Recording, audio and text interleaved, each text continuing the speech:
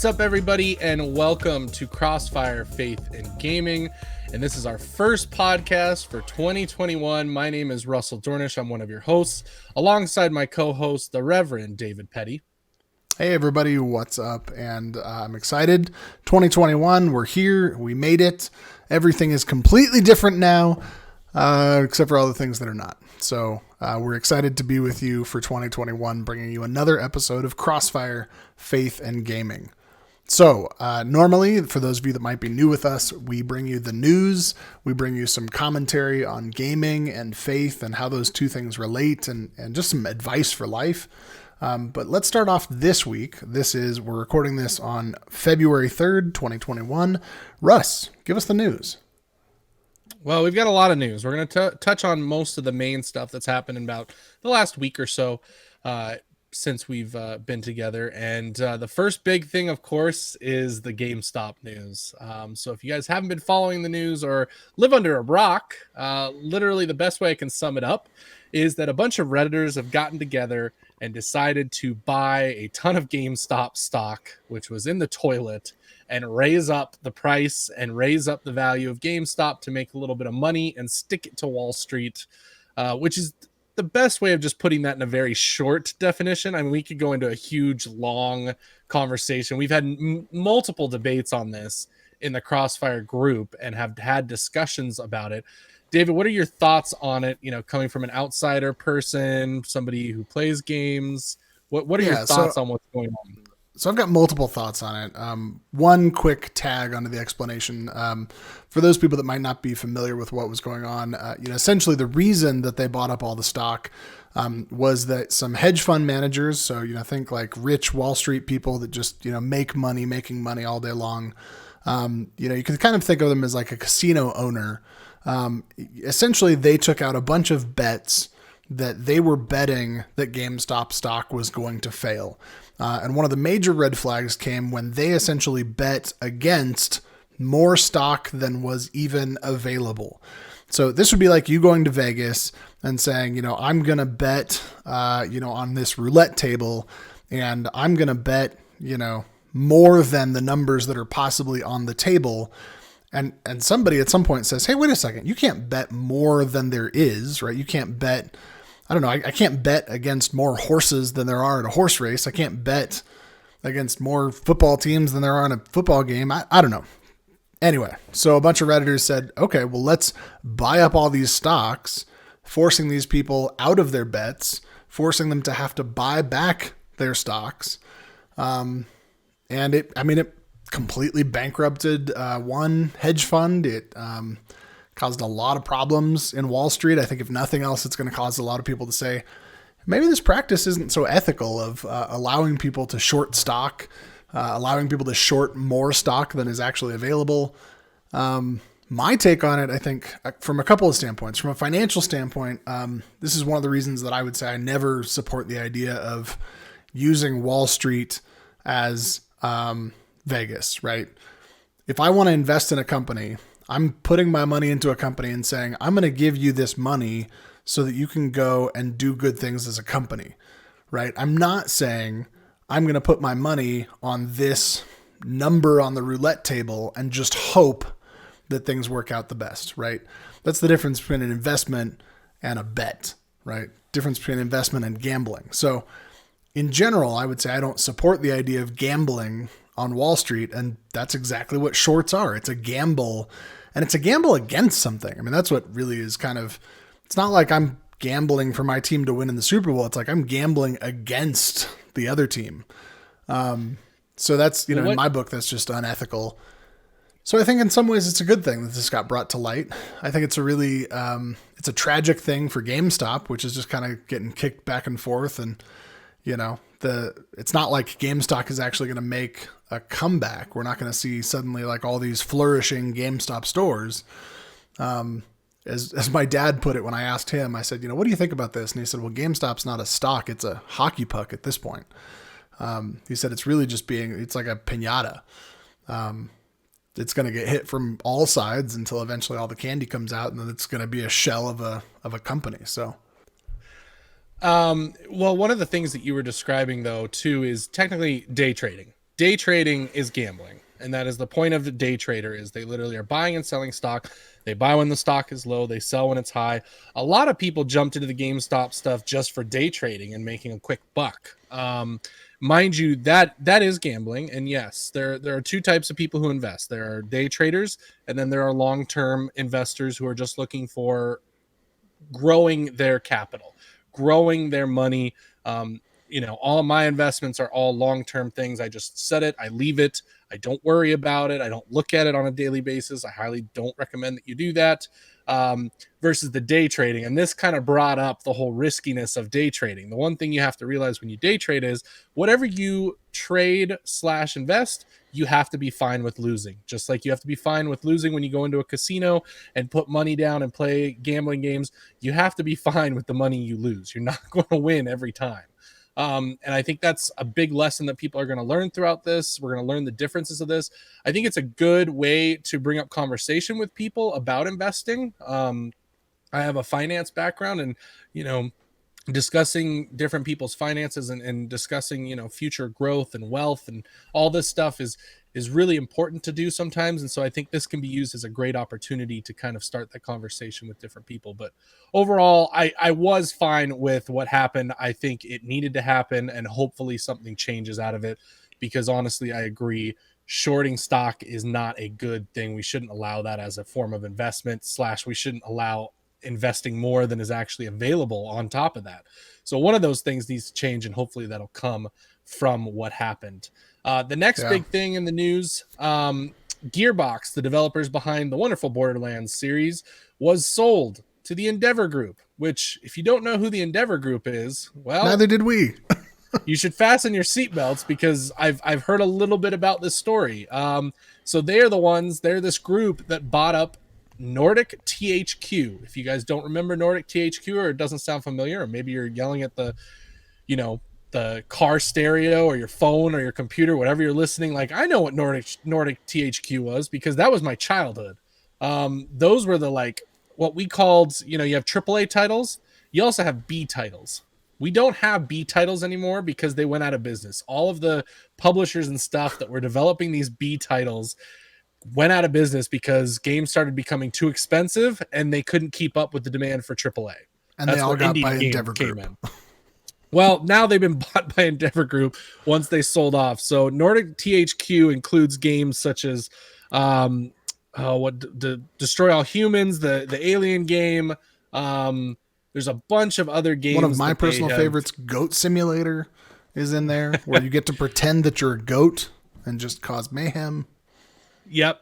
Dead Island, the series, they own that. Saints Row, Darksiders, Kingdoms of Amular, Time Splitters, World War Z, Wreckfest, Insurgency, all these games that haven't been out for a long time, but they bought the IP and they've bought studios attached to them and all sorts of things. And they're just building up this massive amount of companies and publishers. They haven't really done anything. Well, they just bought Gearbox, who is now going to be under there, which is probably their biggest acquisition as far as like a company that's put out a game recently that's brand new. So I'd be interested to see what they do. Are you a Borderlands fan at all, David? Have you played any of the Borderlands games? I have started to play the Borderlands games a number of times. I just haven't gone through them, because I think part of it is, the reason that I got into it was because some friends said, hey, this would be a great thing for us to co-op. And, then we just never got into co-oping it. I love the art style. I think it's fantastic. I think the idea of just kind of a run and gun shooter is kind of neat. I think the other thing that's kept me out of Borderlands is that in general, I tend to favor games that are long, drawn-out, story-driven games. And Borderlands is really just a run and gun, billions of guns, I think, was in the trailer for Borderlands 3. So that's kept me from really getting deeply engaged. But it is a game that games that I intend to play at some point more. And I think I've got the whole Borderlands Handsome collection. So definitely on my backlog, along with Halo and Pokemon and everything else. Everything. David has everything on his backlog. Right. Well, let's move into the next thing, because I want to get your take on this. So Stadia. Stadia's in the news, everybody. We have our weekly, monthly Stadia piece of news. Stadia officially announced that they have closed their first-party developers, and they have also let go Jade Raymond, who is head of Stadia Gaming, and the actual games part of it. So this is separate from the hardware. So they've closed the companies that they had making games directly for Stadia, and they've let her go. David, what are your thoughts on this, being a ex Stadia apologist of what does this do to Stadia, and what do you think the future holds for it? Yeah, well, I've always said that if Stadia were to succeed, it would be because they were coming out with specific top tier, AAA games that were Stadia exclusives that everybody just had to play, and so they had to pick up Stadia to play them. That's the reason I bought my PlayStation when I decided between PlayStation and Xbox, was because of the PlayStation exclusives. To me, exclusive titles sell consoles or sell platforms. If you want to play Zelda Breath of the Wild, you have to get a Nintendo. If you want to play Animal Crossing, you have to get a Nintendo. You cannot play Animal Crossing on Xbox or PlayStation or PC. It sells consoles. There's a reason that Nintendo has held so well, even though they're never the best graphics. They're never the highest performing. They're never the most expensive, but they just have solid IP. So I think that was one of the things that Stadia needed to happen. I'm curious the fact that this seems like it's only like a year and a half after we were talking about Jade Raymond going to Stadia Developer Studios. Generally speaking, at least back when I was working in the film industry, you're looking at 7 years of development time from conception of an idea through to development of that idea through to actually creating it and producing it and distributing it.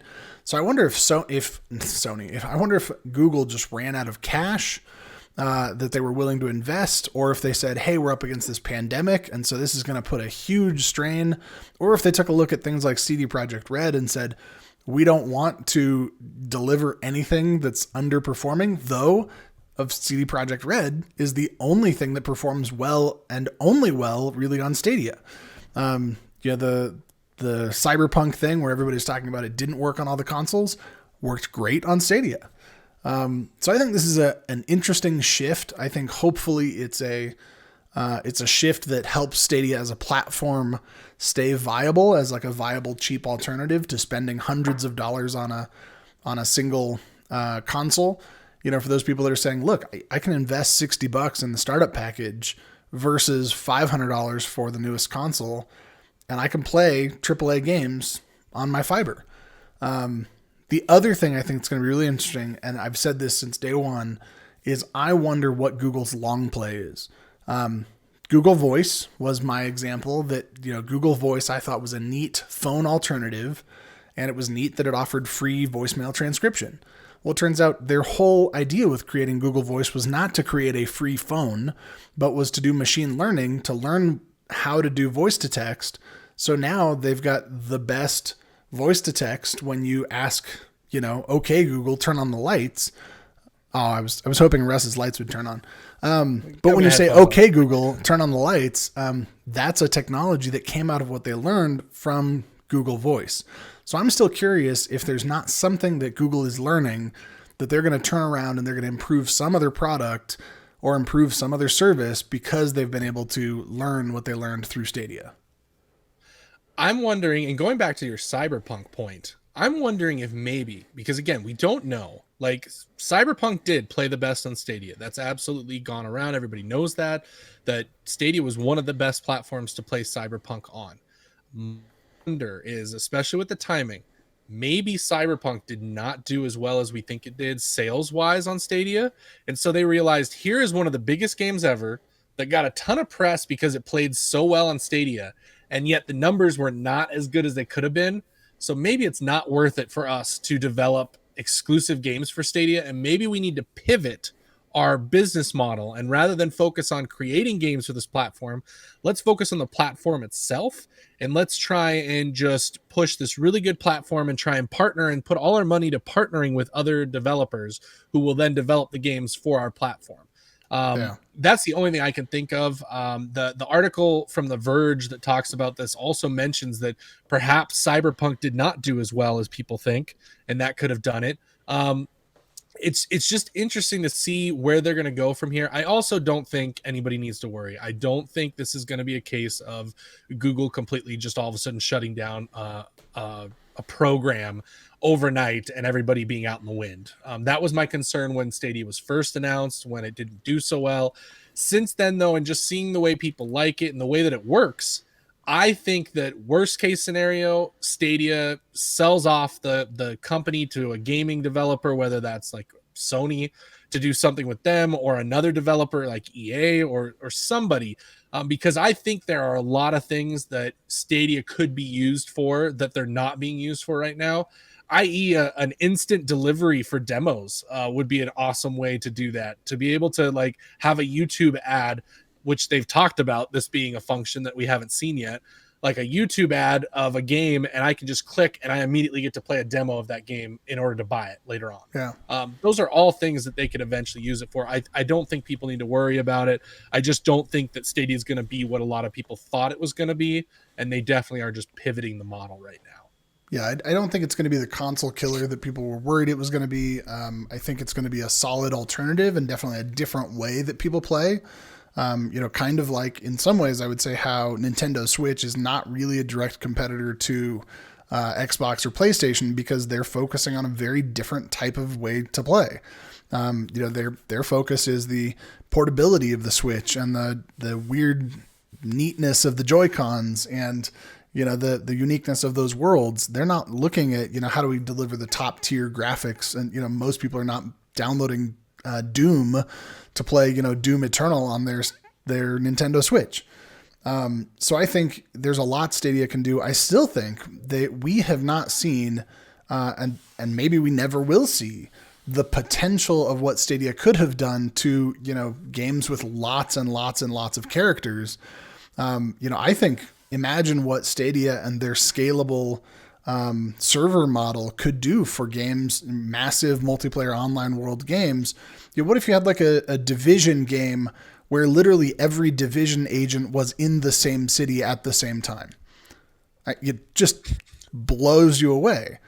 Or things that were only available on Stadia, like in Ghost Recon Ghost Recon Breakpoint, the fact that you could see a live stream of your co-op team, you can see a live stream of their video feed while you were playing. Right now, the only way to do that is if you happen to be streaming on Twitch and I load up Twitch on a separate screen, and like, how cool would that be? Or couch co-op games. I don't know. I think there's a lot of neat opportunities that, if nothing else, Google could completely pivot and turn and say, hey, Ubisoft, we just really want to sell you our servers and still make a couple bucks.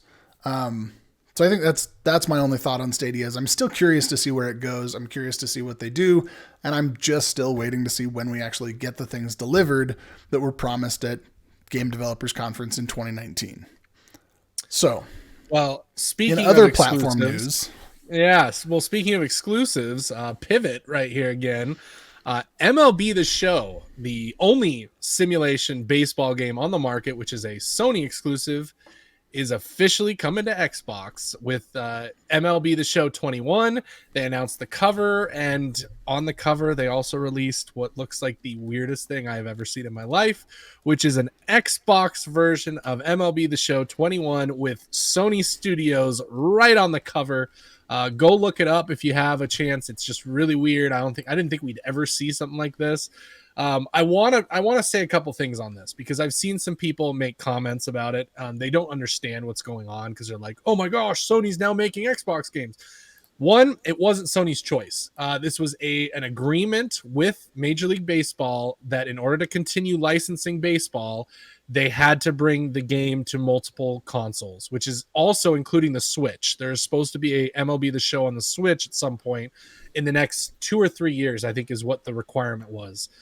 So don't think that Sony's like happily doing this and they're like doing it and they're going to, and because I saw people in comments sections of different posts for it say, well, we're going to get God of War, or hey, let's get Spider-Man next. It's like, no, that's not how this works. No, any of this works. in order to have a sports game, you have to have the license. In order to have Yeah. the license, MLB is saying you have to put it on Xbox. So we're going to get both. So that's coming out soon. So if you're into baseball and looking forward to it, it is one of the best sports series, period, out there. If you at all have any interest in baseball, I highly recommend picking it up, whether that's for Xbox or the PlayStation. So And I just have to take a minute on. just to say how excited I am because as a San Diego fan, I just saw that Fernando Tatis is on the cover. Yes. I mean, the Padres, they are like the longest baseball team without, they're one of, if not the only, longest standing baseball team without a World Series victory. Fernando Tatis, one of the best players in Major League Baseball right now, and on one of the, teams that has struggled the most historically. I don't know. As a San Diego kid growing up, born and raised in San Diego in Southern California, I'm excited to see a Padres player on the front cover of a baseball game. And so, yeah, I think it's going to be a great thing for baseball, and I think a great thing for crossplay. The fact that people can actually play together, one of the things that people complained about the most on Stadia was as much as they promised crossplay, they didn't deliver, and then people didn't have anybody to play with. So I don't know. Great thing for baseball. Yeah. Great thing for San Diego. Happy for Tatis. You're forgetting that I'm a Rockies fan here. We have also not won a World Series, and we also just had the toughest week in the history of our team, and I'm just going to leave it at that. And I will just say I really hope that they sell the Rockies. The owner should sell the Rockies. I will say that on our podcast. We're not a sports podcast, but I'd said it there. We're good. Let's move on. Yeah. Hey, man, as a San Diego fan, I watched the Chargers get sold and move to Los Angeles, so we could talk about that all day, but that's a whole different podcast. That's Russ and Dave Talk Sports, which you'll find no place. Anyway. Yeah. Moving on. Next little bit of news. This one's exciting. I know tons of people are excited. Everyone is really excited to get back into this. The Mass Effect collection, the Legendary Edition, which includes Mass Effect 1, 2, and 3, remastered, not remade, for Xbox One and PlayStation 4. There are not next-gen versions of this. Has a release date. It will be coming out in May, so we don't have much longer to wait. Yeah, that's pretty quick.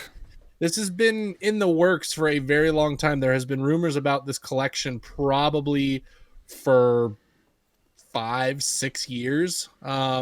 So it's just been interesting that it took this long, but we're finally getting it. And so far the previews are good. They have updated some of the gameplay features of the game to make it a little bit more even throughout. Me as a Mass Effect person, I did love playing through the Mass Effect games back on the 360. The first one to the second one had very large leaps in how they were played. And a lot of people talk about that. The first one was very much an RPG, very much a BioWare game.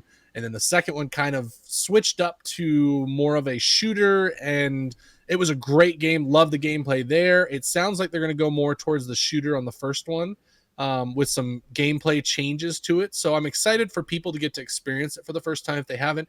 Dave, I'm assuming you'd never played the first 3 Mass Effect games. I never played the Mass Effect games. I think they were right in that gap where, it was after I was gaming as a kid, but before I got back into gaming as an adult. And by the time that I talked to people about, what are the great games that I should play, it was like, oh, you got to play Mass Effect. And it was already 10 years old, And so it was one of those like, oh, do I really want to go back and pick up, I'm a graphics guy. I've always loved amazing visual graphics. And so the idea of picking up a 10-year-old game was not exciting to me. So I kept just telling myself I'm going to wait until someday when they revamp the graphics, and maybe that day is coming in May. So I'm excited. Yeah, so I'm excited for you to try it out. You definitely need to. Everyone does. And you know what? We'll probably, I will say this right now, this is definitely a streaming type game, so we will probably be playing this on our Twitch stream at some point, whether it's me, whether it's Dave.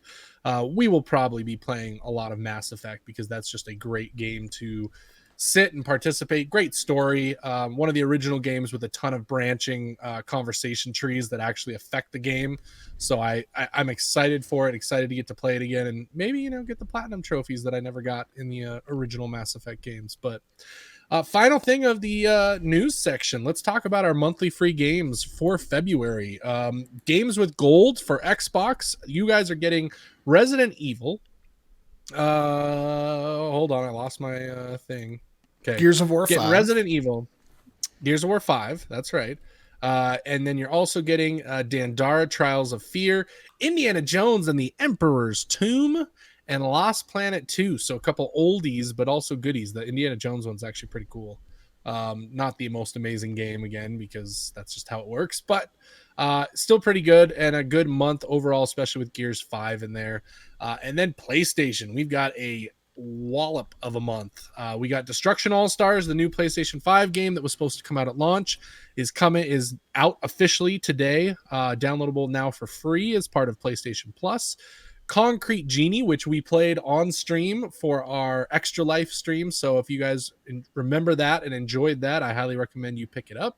And then finally, Control Ultimate Edition. So the PS5 upgraded version of Control is free for PlayStation 5 owners. So make sure you guys add those to your library and get to playing. I'm excited to get to try out Destruction All Stars.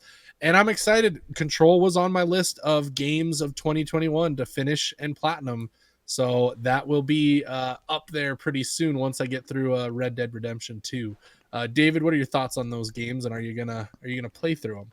Yeah, I'm excited about it. I think especially on Xbox, I'm excited about Gears 5. Still haven't picked that up, so that'll be great to pick that up.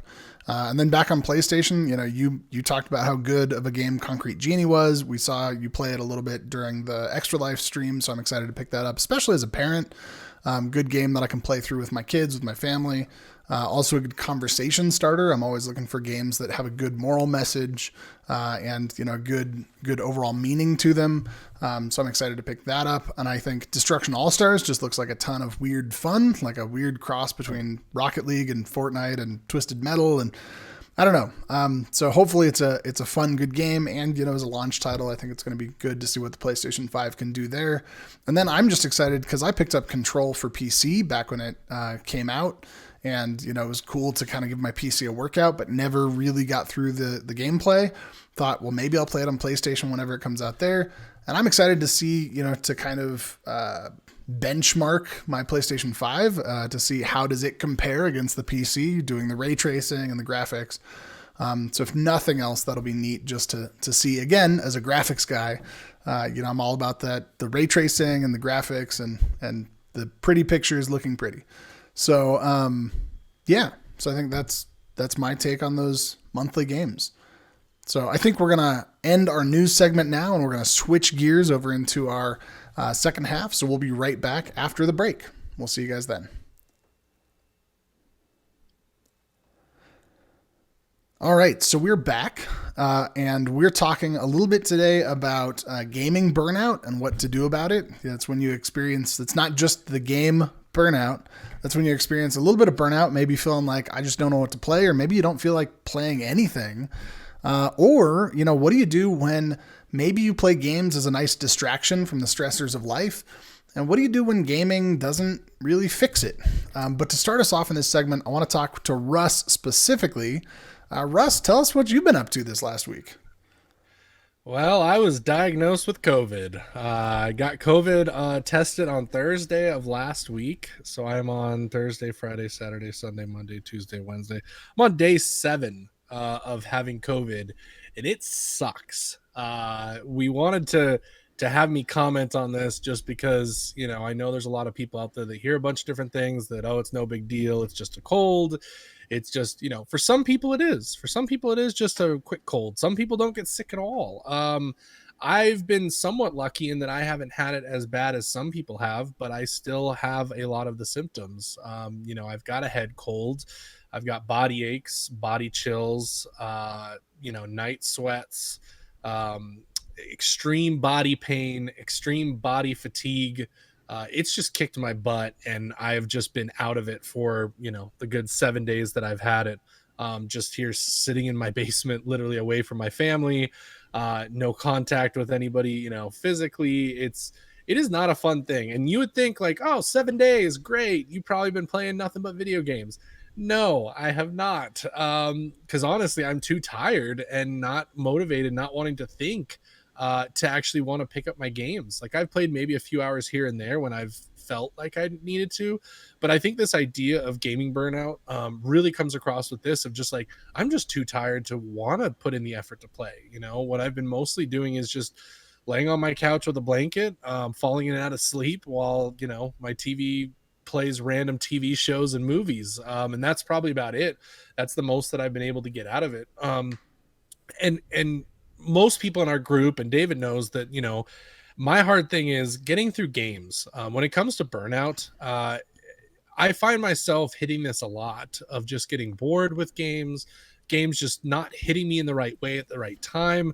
I think a big part of gaming burnout is just where you are in life, what's going on, what's happening around you. You know, a game just may not be the thing that you need at that moment. And some people have talked about that, you know, you pick up a game at a different point where you're in a different place and all of a sudden it clicks with you and it becomes like your favorite game. For me right now, that's Red Dead Redemption. You know, when it first came out, I played through it. Great, cool. Something just didn't click with me. And now I'm kind of forcing myself through because I want to hit the story beats and find out what happens in the story, because I always hear that it's such a great story to the game, but I just haven't been able to get it to click. And even now playing through it, it's still there's moments where I'm like, I want to quit. I don't want to keep playing. I don't want to do this, but I'm like, I need to, I have to. And I kind of force myself through it. I don't do that very often. And so gaming burnout is a big thing that I think we all get as gamers at times. And just understand that doesn't mean that like you're done with being a gamer. I know some people just be like, games are just not clicking right now. It's good to give yourself a break. It's good to step back. It's good to, you know, not play games for a while and see what happens. So I think, you know, gaming burnout is a big deal that we deal with all the time. David, I know you deal with gaming burnout a lot. So tell me about your experience more recently with gaming burnout. Sure. Well, I know, you know, we talked a little bit about this just kind of on an emotional level. After I finished The Last of Us Part 2, I was like, okay, like that game just hit me in all the feels and I don't have any feels left for anything. Like I like no games will, especially for a person who plays games because of the way that they make you feel, because of the story that you're being told. It was like, I can't go play any game because no game will stand up to the amount of feelings that I just had. And so for like a good solid 2 weeks after that, I just kind of put everything down and I stopped playing. But that's also because of the type of gamer that I am. That being said, I recently kind of shifted gears away from story. I got into, you know, some sports gaming. I started playing some more Rocket League. I started getting good at Rocket League, which is fun to win at Rocket League. And then for a while, I was just trying to drive after those next goals, trying to level up, trying to get the next, you know, thing, trying to get the next car skin, the next wheels, you know, trying to level up. And at some point I realized like, this is not fun anymore. Like I'm just trying to get an achievement to tick off a box. Right. And this is for those of you that understand the Enneagram. I'm an Enneagram 3 with a wing 2. And this is like classic wing 3, Enneagram 3 personality is like trying to get that achievement. And then when you get it, realizing, oh, that achievement didn't actually bring you any joy or happiness. So yeah, I mean, for me, that was a major point where I just had to listen to myself. I had to listen to my heart, listen to my head, listen to my body and say, I need to step back. And I think the biggest piece, the biggest takeaway I had from that experience, and the biggest advice that I would have for people is listen to your body, man. Like listen to yourself. My phone is ringing in the back here. Hold on. Okay. It's not a podcast unless there's interruptions. That's right. So listen to your body. If you feel like, you know, for one, if we've talked about this before, gaming addiction, if gaming is getting in the way of your ability to have relationships or your ability to be productive and do work, then you probably need to consider that may be an addiction and it may be hindering your ability to be a productive human being in the world. Now that's different for everybody. Some people work a part-time job and make enough money to get by and then they game 40 hours a week, but that fits with their goals for life.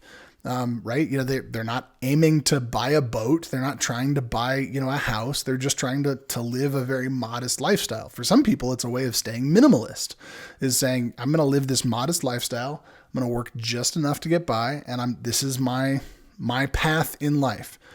For some people, it's I game 2 hours a week and, everything else is productive. And if it gets in the way of that, then you got to keep yourself in check. But also then listen to your body. If you're getting headaches from staring at the screen too much, if you're too tired because you're not sleeping enough, if you're, or if you're just emotionally feeling like I just can't play right now, I can't do this right now because I'm frustrated, take a break, right? Go outside, go for a walk.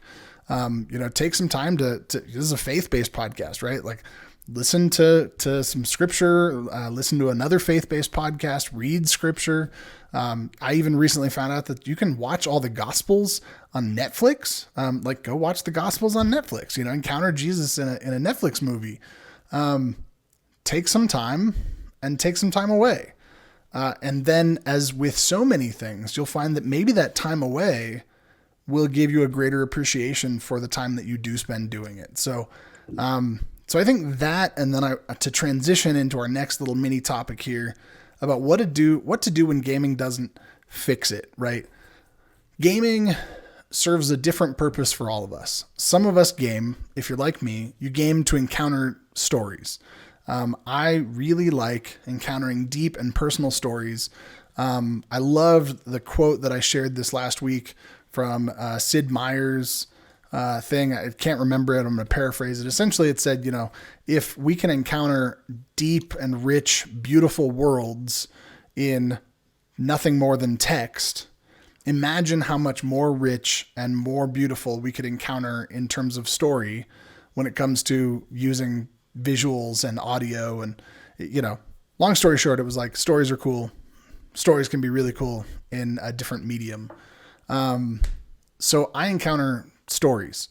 Some people game to distract them from difficult things going on in life. And so they just game to grind and have something going on. But whatever purpose gaming serves in your life, if you find a place when that's not serving that purpose, it might be time to go back and say, why am I gaming? Right? If I'm gaming just to be a distraction, is it a healthy distraction? Or is it to a point where it's an unhealthy distraction? And maybe you're not paying attention to some of the things, some of the self-care that you need to be paying attention to.